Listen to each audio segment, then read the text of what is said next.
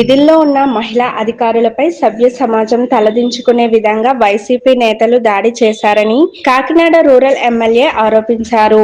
Kakinada rural MLA పంతం నానాజీ ఆధ్వర్యంలో Sarpavaram junction లో మానవాహారం చేసి అనంతరం సర్పవరం సీఐ ప్రకాష్ కి ఫిర్యాదు చేశారు.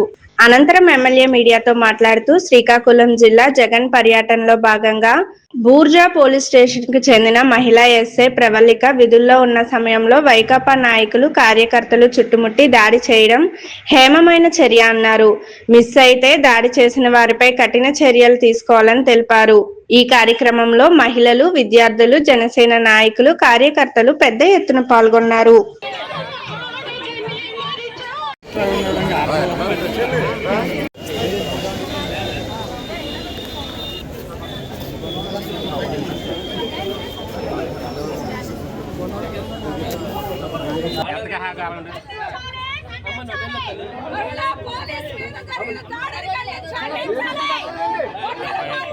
సార్ ఒకసారి ఎలా చూడాలి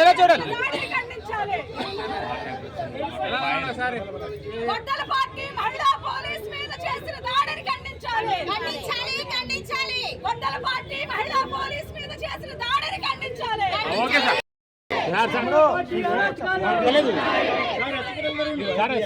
సార్ ఒకసారి ఎలా చూడాలి